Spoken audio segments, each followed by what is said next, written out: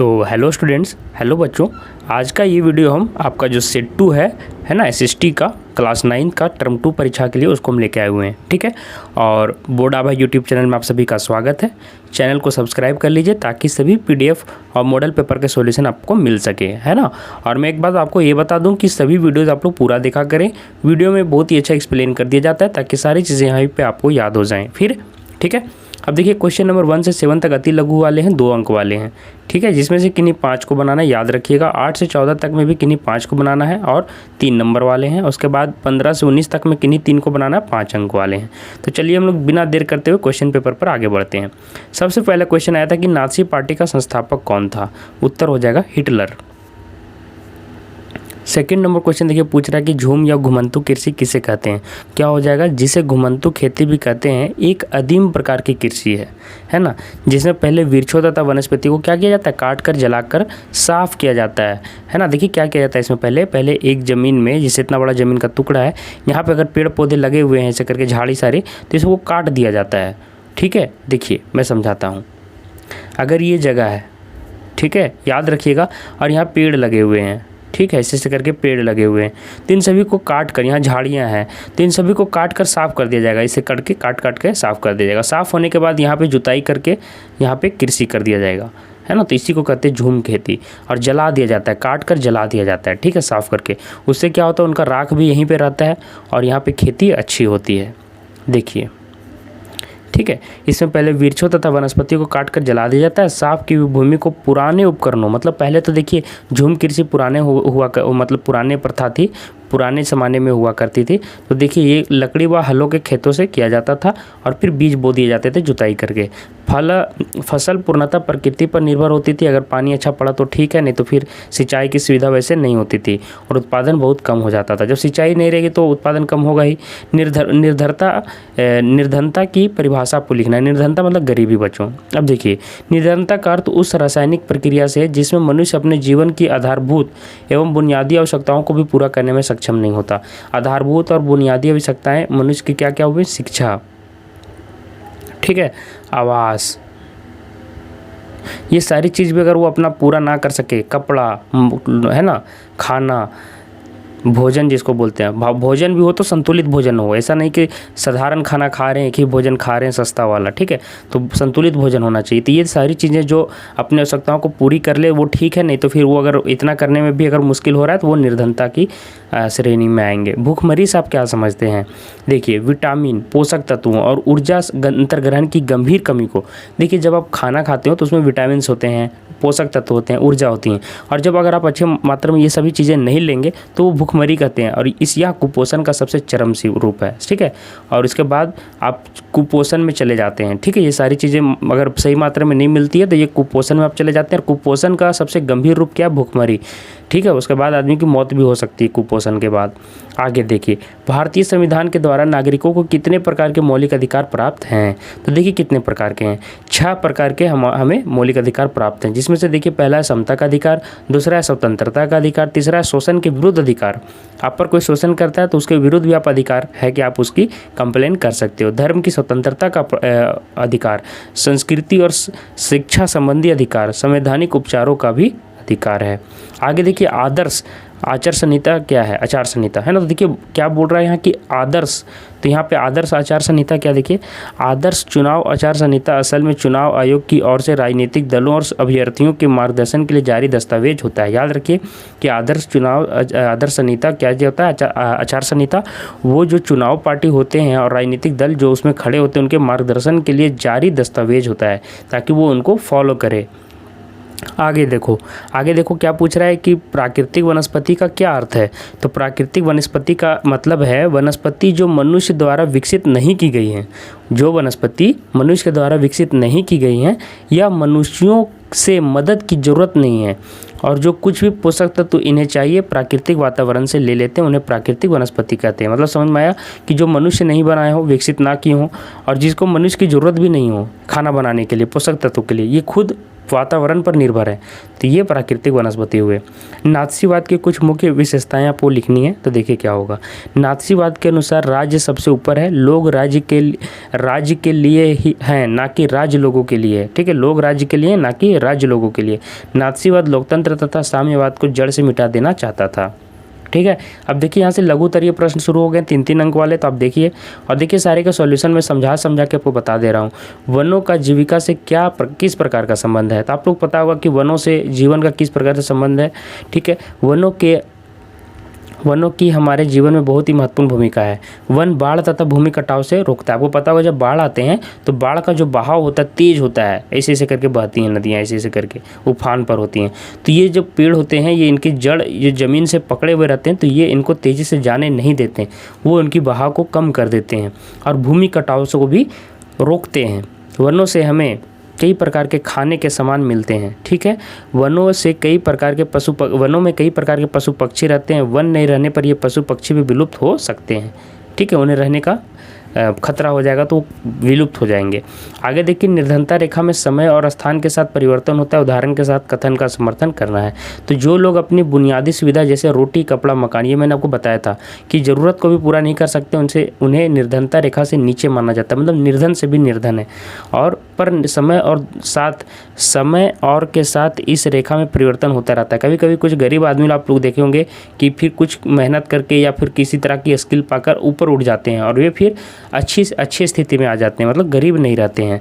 ठीक है, तो वही यहाँ पे लिखा हुआ है कि समय समय पर ये रेखा में परिवर्तन होते रहता है, क्योंकि हर जगह अलग अलग लोग रहते हैं। कौन लोग खाद्य असुरक्षा से अधिक ग्रस्त हो सकते हैं, तो निम्न लोग खाद्य असुरक्षा से अधिक ग्रस्त हैं। कौन कौन? अनुसूचित जाति, अनुसूचित जनजाति, अन्य पिछड़ी जातियों के कुछ वर्ग जिनके पास भूमि नहीं होती या फिर भूमि की उत्पादकता बहुत कम होती है, वे खाद्य की दृष्टि से शीघ्र असुरक्षित हो जाते हैं। ठीक है, तो कौन कौन खाद्य असुरक्षा की श्रेणी में आते हैं, तो देख लीजिए। वे लोग भी खाद्य की दृष्टि से सर्वाधिक असुरक्षित होते हैं जो प्राकृतिक आपदाओं से प्रभावित होते हैं, जहाँ पे बार बार प्राकृतिक आपदा आती रहती है। प्राकृतिक आपदा समझते हैं, बाढ़ हो गया, भूकंप हो गया, है ना, तूफान हो गया, ये सारे प्राकृतिक आपदा हैं और जिन्हें काम की तलाश में दूसरी जगह जाना पड़ता है। याद रखिए ये सारी चीज़ें, है ना। खाद्य असुरक्षा से ग्रस्त आबादी का बड़ा भाग गर्भवती तथा दूध पिलारी महिलाओं तथा 5 वर्ष से कम उम्र के बच्चों का है। ठीक है, याद रखिएगा। आगे देखिए, राष्ट्रीय मानवाधिकार आयोग के बारे में आपको क्या करना है, बताना है। तो देखिए, राष्ट्रीय मानवाधिकार आयोग, national human rights commission, NHRC है ना, NHRC एक स्वतंत्र संवैधानिक संस्था है जिसकी स्थापना मानव अधिकार संरक्षण अधिनियम 1993 के प्रावधानों के तहत 12 अक्टूबर 1993 को की गई थी, है ना। यह संविधान द्वारा किए गए मानवाधिकारों जैसे जीवन का अधिकार, स्वतंत्रता का अधिकार, समानता का अधिकार आदि की सुरक्षा करता है और उसके प्रहरी मतलब वॉचमैन की तरह काम करता है, देखभाल करने वाला की तरह। ठीक है, आगे देखिए, भारत में स्वतंत्र एवं निष्पक्ष चुनाव की क्या क्या चुनौतियाँ हैं, तो देखिए क्या क्या चुनौतियाँ, चलिए देखते हैं। उम्मीदवारों और राजनीतिक दलों की धन शक्ति, यहाँ पे जितने भी उम्मीदवार खड़े होते हैं भारत में वो सभी शक्तिशाली होते हैं, धन से मजबूत होते हैं। राजनीतिक मैदानों में प्रवेश करने वाला आपराधिक तत्व, राजनीतिक मैदान में वही लोग आजकल ज़्यादा एंटर कर जा रहे हैं जिनके पास आपराधिक तत्व है, मतलब कि उन पर पहले से कुछ चार्जशीट हैं, कुछ केस हैं। ठीक है, तो वो अपराधी आते हैं। आगे देखिए, पारिवारिक राजनीति भी चलती है। आगे देखिए, नीतियों और व्यवहार में पार्टियों की समानता, है ना। नीतियों और व्यवहार में पार्टियों की भी एक जैसी समानता हो जाती है, तो अंतर करना आसान नहीं रहता कि कौन सी पार्टी अच्छी, सभी एक जैसे हो गए हैं। ठीक है, नुकसान छोटे दल और निर्दलीय उम्मीदवार को नुकसान, और जो अच्छे उम्मीदवार रहते हैं, निर्दलीय उम्मीदवार रहते हैं, उनको नुकसान हो जाता है। भारत में वर्षा की मात्रा पूर्व से पश्चिम की ओर घटती जाती है, क्यों? तो देखिए, ये वाला क्वेश्चन बहुत ही इंपॉर्टेंट है और अच्छी है, ज्योग्राफी के हिसाब से ये क्वेश्चन बहुत ही इंपॉर्टेंट होता है कि भारत में वर्षा जो है पैटर्न पूर्व से पश्चिम, मतलब मैं आपको एक बार दिशा बता देता हूँ कि ये अगर यहाँ पे देखिए, ये हमारा इंडिया है, ऐसे करके से हमारा इंडिया गया हुआ है ना, फिर देखिए ये ऐसे करके ऐसे गया हुआ है इंडिया, तो ये देखिए ये जो दिशा है ये उत्तर हो गया, है ना। अब ये जब उत्तर हो गया तो ये पूरब हो गया। ठीक है, तो यहाँ से बोल रहा है पूर्व से पश्चिम, मतलब कि जब हम इधर से इधर चलते हैं तो देखते होंगे कि वर्षा की मात्रा घटती जाती है। तो ऐसा क्यों, यहाँ पे पूछा जा रहा है कि ऐसा क्यों होता है। तो चलिए हम लोग देखते हैं इसका रीज़न क्या है, इसके पीछे कारण क्या है। तो देखिए, प्रायद्वीपीय भारत की आकृति त्रिभुजाकार, अभी मैंने बताया ऐसे करके भारत के माना जाता है, ऐसे करके प्रायद्वीपीय भारत। अब फिर यहाँ पे ऐसे गया भारत, फिर ऐसे गया, फिर ऐसे करके यहाँ पे ऐसे। ऊपर का आप ध्यान मत दीजिए, यहाँ पे सिर्फ यहाँ दीजिए। ये देखिए प्रायद्वीपीय त्रिकोण बनाता है नीचे। ठीक है, ऊपर का आप ध्यान मत दीजिए, वे ऊपर माथा तो बनाया ही नहीं हो, इतना ही में आप समझिए। ठीक है, तो वो बोल रहा है कि महाद्वीपीय भारत मतलब नीचे से त्रिभुजाकार है, जिसके कारण मानसून दो भागों में बढ़ जाता है, अरब सागर की शाखा और बंगाल की शाखा। देखिए भारत ऐसे है तो यहाँ पे अरब सागर है, यहाँ अरब सागर है और यहाँ पे बंगाल की खाड़ी है इस साइड, ठीक है, तो वही यहाँ पे बताया जा रहा है, ठीक है। आर्द्रता से युक्त बंगाल की खाड़ी तीव्र गति से उत्तर पूर्व में प्रवेश करती है और वहाँ पर स्थित पहाड़ियों से टकराकर घनघोर वर्षा कहती है। तो इससे क्या समझ में आया कि जो बंगाल की खाड़ी के सामने रहेंगे तो वहाँ वर्षा भी ज़्यादा होंगी, है ना। यहाँ ऊंचे पर्वतों और इसके कारण मानसून पवनें, है ना, पश्चिम में गंगा की मैदान की तरफ मुड़ जाती। जैसे जैसे ये पवनें पश्चिम की तरफ बढ़ती हैं वैसे वैसे इनकी आर्द्रता धीरे धीरे दूरी के कारण कम होती जाती हैं।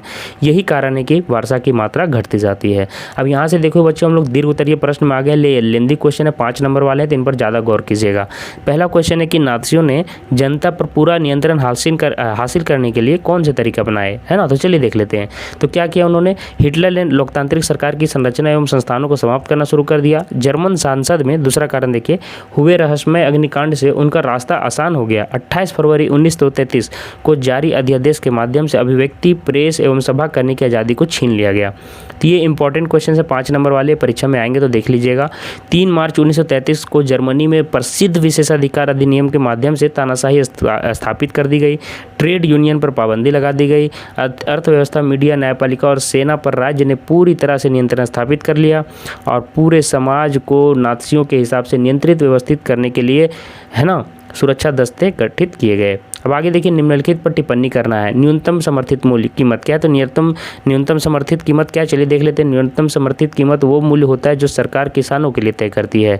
जब भारतीय खाद्य निगम अधिशेष उत्पादन वाले राज्यों में, है ना, किसानों से गेहूं और चावल खरीदता है, तब किसानों को उनकी फसल के लिए पहले से घोषित कीमतें दी जाती हैं। इस मूल्य को न्यूनतम समर्थित मूल्य कहा जाता है, मतलब इतना मूल्य तो उनको मिलना ही मिलना चाहिए किसान को। आगे देखिए, बफर स्टॉक। बफर स्टॉक एक प्रणाली या योजना है जो अच्छी फसल के समय कीमतों को एक निर्दिष्ट सीमा से नीचे गिरने से रोकने के लिए स्टॉक खरीदती है और स्टोर करती है, ठीक है। आगे देखिए, निर्गम कीमत।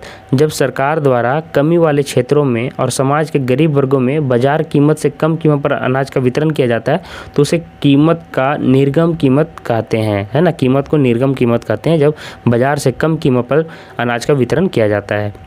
भारतीय संविधान में वर्णित मौलिक अधिकारों की व्याख्या करना है, तो देखिए, समानता का अधिकार। इसका अर्थ है कि संविधानतः भारत में जाति, वर्ण, जन्म, नस्ल, लिंग, जन्म स्थान पर आदि आधार पर राज्य किसी भी नागरिक के साथ व्यवहार नहीं करेगा। स्वतंत्रता का अधिकार। भारत के सभी नागरिकों को विचार प्रकट करने, भाषण देने और अपने तथा अन्य व्यक्तियों को विचारों के प्रचार की स्वतंत्रता स्पष्ट मतलब प्राप्त है। आगे देखिए, शांतिपूर्ण और बिना किसी शस्त्रों के साथ, मतलब शांतिपूर्ण तरीके से, ना शस्त्र नहीं होने चाहिए हाथ में, जुलूस या प्रदर्शन आयोजित करने की स्वतंत्रता प्राप्त है। शोषण के विरुद्ध, है ना, अधिकार। इस अधिकार के तहत कोई भी व्यक्ति किसी का शोषण नहीं कर सकता है, जैसे हरिजनों, स्त्रियों, भूमिहीन, कृषकों का शोषण नहीं किया जा सकता। धार्मिक स्वतंत्रता का अधिकार, है ना, सभी लोग अपने धर्म प्रचार प्रसार कर सकते हैं, कोई भी व्यक्ति किसी को धर्म को मान सकता है, ठीक है। आगे देखिए, संपत्ति का अधिकार में क्या है कि नागरिकों को संपत्ति का अधिकार है ना, किसी भी व्यक्ति को उसके संपत्ति से अलग नहीं किया जा सकता। सांस्कृतिक और शिक्षा संबंधी भी अधिकार है, सभी को संस्कृति और शिक्षा संबंधी अधिकार प्राप्त है। नागरिकों को प्रत्येक वर्ग को अपनी भाषा, लिपि, संस्कृति को सुरक्षित रखने का अधिकार है, ठीक है। आगे देखिए, संवैधानिक उपचारों का अधिकार। यह अधिकार का यह अर्थ है, ये ध्यान से सुनिएगा, कि नागरिक अपने अधिकारों को लागू करने के लिए सर्वोच्च न्यायालय तथा उच्च न्यायालय का शरण ले सकती है। मतलब अगर आपके साथ कुछ भी हुआ है तो आप इनके जरिए आप अपना मतलब क्या कर सकते हैं, आप न्याय पा सकते हैं इनकी शरण में जाकर। आगे देखिए, शीत ऋतु की अवस्था एवं उनकी विशेषताएं बताएं। तो देखिए, शीत ऋतु की अवस्था और उनकी विशेषताएं निम्नलिखित हैं। दिन गर्म होते हैं, रातें ठंडी होती हैं, ठीक है। शीत ऋतु नवंबर से आरंभ होकर फरवरी तक चलती है। शीत ऋतु में, है ना, तापमान दक्षिण से उत्तर की ओर बढ़ता जाता है। तो एक बार ये आप देख लीजिएगा, है ना, काफ़ी लेंदी हो जाएगा फिर वीडियो, ठीक है। शीत ऋतु में आसमान साफ, पवनें शिथिल तथा परिवर्तित होती हैं। यह कम दाब वाली प्रणाली भूमध्य सागर के ऊपर उत्पन्न होती हैं। आगे देखिए, दिए गए भारत के मानचित्र पर पर्वतीय वन को रेखांकित करना है। तो देखिए, यहाँ पे पर्वतीय हम आनंद करते हैं। इससे पहले मैं आपको एक बार बता दूं कि आपको पीडीएफ कहाँ पे मिलेगा। चलिए, तो मैं आपको बता दूं कि पीडीएफ आपको देखिए हमारे 2 चैनल है, बोर्ड आभा, नव आभा। तो आपको बोर्ड आभा यूट्यूब चैनल को सब्सक्राइब कर लेना है, जो कि चैनल पर आप वीडियो देख रहे हैं तो चैनल सब्सक्राइब जरूर कर लें बच्चों, और नव आभा चैनल को भी सब्सक्राइब कर लीजिए। इसके साथ ही साथ देखिए, पिछले साल 1200 से ज़्यादा बच्चे 75% से ज़्यादा मार्क्स लाए हैं, तो आप भी चैनल से जुड़ जाइए। ये हमारा टेलीग्राम ग्रुप है, दोनों टेलीग्राम ग्रुप आप देख लीजिए, एक मेन ग्रुप है और एक क्लास 12th का ग्रुप है। ठीक है, आप लोग क्लास 10th वाला ग्रुप में जुड़िएगा। ये 12th वाला यहाँ पे ऐड हो गया है। क्लास 10th वाला ग्रुप का मैं लिंक भी नीचे डाल दूंगा। ठीक है, और यहाँ देखिए टेलीग्राम ग्रुप में आपको 12th वाला में नहीं जुड़ना है। ठीक है, और ये आपको मेन ग्रुप में जुड़ना है और ये 10th वाला में जुड़ना है। कौन कौन वाला में जुड़ना है? एक ऊपर वाला में, एक सेकंड वाला में। तो board Abha jack board search करके जोड़ लीजिएगा। ठीक है, और एक jack board class 10 champs board Abha, इसमें भी आप लोग जुड़ जाइएगा। ठीक है, और देखिए सभी तरह के क्लास नोट्स बोर्ड आभा यूट्यूब चैनल पर उपलब्ध हैं। चैनल को सब्सक्राइब कर लीजिए आप लोग। ठीक है, तो चलिए हम लोग पर्वतीय वन देख रहे थे, तो देखिए इसमें हमने पर्वतीय वन को सभी को दिखा दिया है। यहाँ देखिए कौन कौन से हैं। ये ब्लैक कलर का जो पूरा रहेगा वो आपका अनूप वन है। उसके बाद देखिए ये जो आपको दूर दूर में करके ऐसे ऐसे दिया हुआ है, ऐसे ऐसे ऐसे, ये आपका पर्वतीय वन है। और फिर उष्णकटिबंधीय कांटेदार वन भी है, उष्णकटिबंधीय पर्णपाती वन है। हमें क्या दिखाना है एग्जाम में आप लोग वही दिखाइएगा जो पूछा गया, बाकी चीज़ को दिखाने की कोई ज़रूरत नहीं है। आपको पूछ रहा है कि पर्वतीय वन दिखाना था, पर्वतीय वन का मैंने अभी पहचान क्या बताया, ऐसे ऐसे करके बिंदु होगा। ठीक है, देखते कहाँ पे है, तो देखिए यहाँ पे बिंदु कर करके यहाँ पे बताया गया है। तो ये आपका यहाँ पे वाला जो एरिया दिख रहा है ऐसे करके, ऐसे वाला जो एरिया है ये पर्वतीय वन है। आपको पता होगा पर्वतीय वन कहाँ पाए जाते हैं, जहाँ पे ठंडा इलाका है। तो जम्मू कश्मीर में ठंडू इलाका होता है, तो यहाँ पे पाया जाता है जम्मू कश्मीर लद्दाख ये वाला एरिया में। ठीक है, आगे देखिए यहाँ पे भी हमारा पर्वतीय वन पाया जाता है, जहाँ पे बिंदु बिंदु करके दिखाया गया है ऐसे ऐसे करके। ठीक है, तो याद रखिए इनको दर्शाने के लिए आपको एग्जाम में आता है, और आप लोग याद कर लीजिएगा कि कैसे कहाँ पे पर्वतीय वन पाया जाता है।